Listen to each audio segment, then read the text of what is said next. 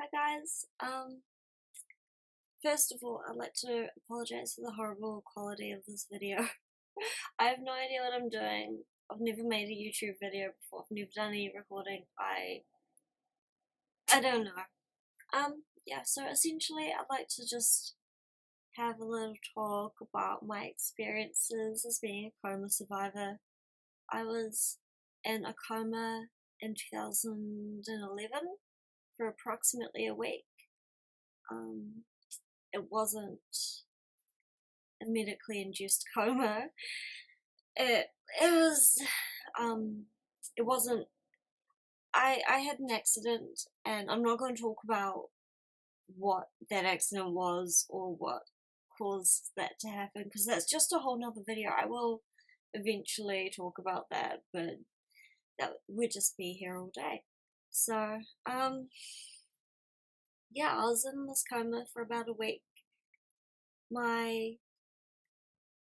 After the accident, I would have died if they didn't find my body in time.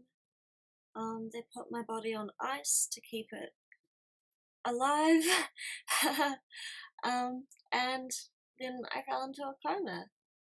And for a week, I was on life support.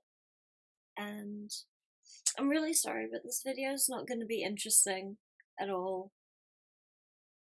Like, so I googled on YouTube. I looked up on YouTube coma survivors and comas and things just to see if there's anyone out there who's going through the same thing as me, who survived. And I mean, I know there will be people, but I was just wanting to see.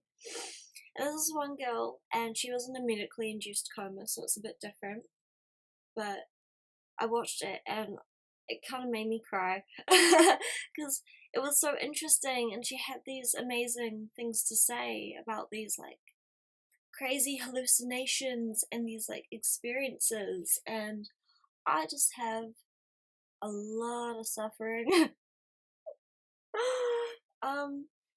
So I kind of just want, the only reason I'd make this video public is just because I want to know that there are other people who just have this experience, and I want them to know that they're not alone, because it's really isolating. So, back to it. Okay, my body was on ice, I was in the coma, and I was on life support, and essentially the doctors and the nurses, they told my friends and family I wasn't gonna really make it out. I mean, if I did make it out alive, then I would be essentially just brain dead or unable to really function. And although I'm not entirely functioning, I think I'm doing a bit better than what they thought. I'm kind of a bit of a medical miracle. I hate that term, but it's true. Because I had this, okay, just backtrack to when I was born. I had another accident. I'm so accident prone. I had another accident, and I died. I was clinically dead, like actual dead, not coma or anything, dead. There's my dog. Yeah, I was dead for 20 minutes. So, no, you weren't. Yes, I was. No. I was dead for 20 minutes, and the doctors and the nurses told my mum, oh, she's not gonna make it out that well. She's gonna be in a wheelchair. She's gonna have all these issues and blah blah blah blah blah. And I do have a lot of issues. But yeah, I can walk. I can do things. I can talk. I think I'm a relatively, I was about to say I'm a normal person, but I don't know. So back to my most recent near-death experience. 16 coma, I came out, and there's a whole period of time I can't remember. And it's really hard. Like I have a very small family, and I have a grandfather, and I was really close with him, and he's amazing, and I love him. And he passed away maybe, I don't know how long before. It could have been a month, it could have been like a couple of weeks. I have no idea, cause. And so I wake up out of this coma, and family was there, and I was like, oh, where's Papa? And I had to go through the whole like being told that he was dead thing all over again. And it's just things like that. Like I had to learn how to use a knife and fork again. I had to learn how to walk pretty much. I have I would have my family and my friends come in, and because I mean I was in hospital, and a hospital's gross, and the clothes, the gowns, they're gross, it's all gross. So they would bring me like clothes, like pajamas and stuff, and I'd be like, oh, so good to see you, thank you, oh my gosh, I love these pajamas, I love this top. And then 5 seconds, 5 minutes later, I'd be like, so good to see you, oh my gosh, hi. Like, Dory from Finding Nemo is not an exaggeration. And I'll be like, all over and over again, I just keep on doing that. I can laugh about it, obviously. I think it's hilarious, but my brain went through a lot, and it had to recover. And so when I was because I was in the ICU, which stands for intensive care unit, and then I'd obviously, like, I'm not remembering it all that well, but this is just from bits and pieces I've kind of put together. I was also in the high dependency unit, and right after I came, I don't remember this, but so the nurses would come and like change my bed, roll me over, make sure I didn't get bed sores and everything, and when I was able to speak, I just apparently got so angry at all the nurses. I was screaming and yelling and calling them the C word and being like throwing things in tantrum, like, those poor nurses, oh my god. I'm so embarrassed. Like, I'm sure they knew that this was because I had brain damage and not because, like,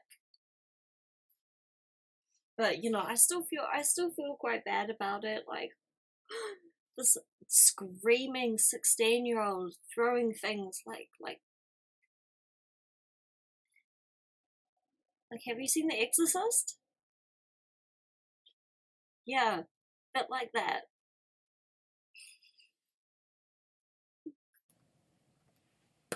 So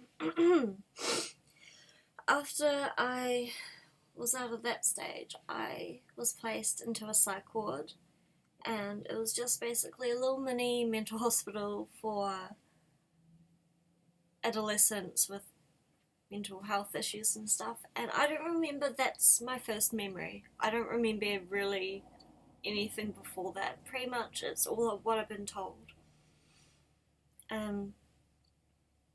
I just remember my very first memory is waking up in this room, in this bed, the small little single bed, and like, you know, plain white walls, white sheets, bars on the windows so you can escape, and waking up and just being like,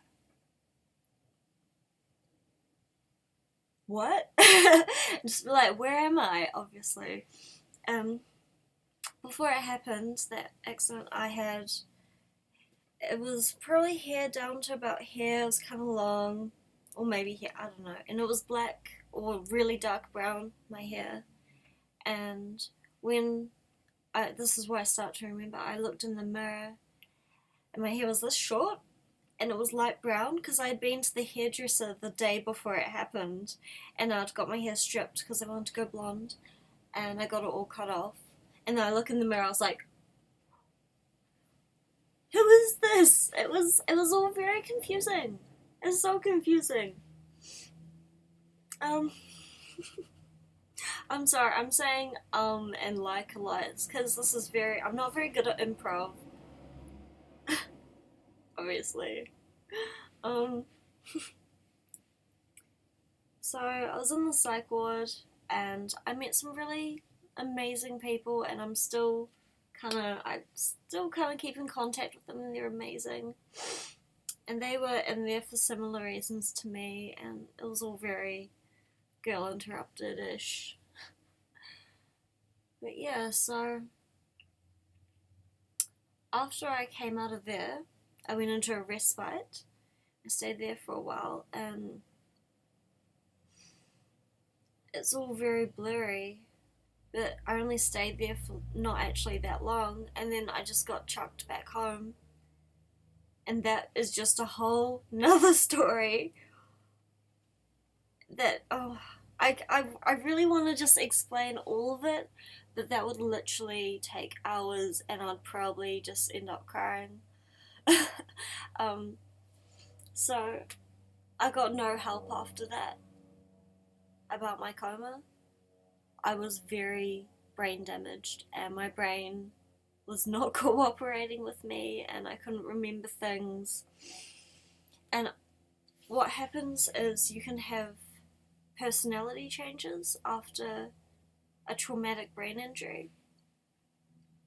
And I don't know, because I was 16, I don't know how much was, um, normal adolescence, because I mean, we're all idiots when we're teenagers, or how much is actually the coma, because I just wasn't a very nice person to anyone, and I'm very, like, it's not nothing, no, I didn't, like, go around killing kittens or anything, but, like, I wasn't very nice, and I was pretty, I don't know, I wasn't me, and I met a lot of people that know me now went at that time, and it's kind of so embarrassing because it's like, that wasn't me. Don't remember that. Just block all of that out, because no.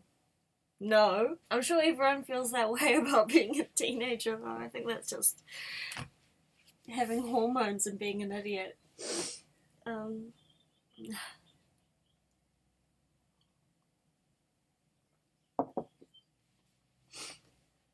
but I still to this day,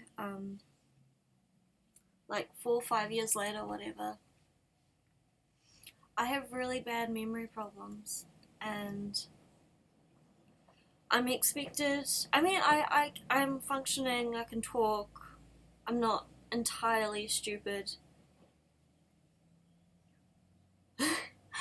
I can still work and I can still go out. I did. I did complete a university qualification. I did do that.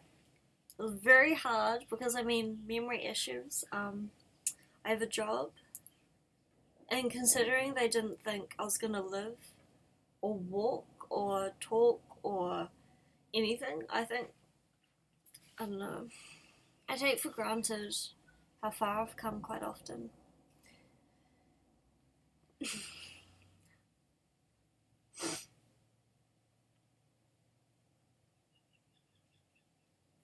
Like, it's really hard because this affects me every single day.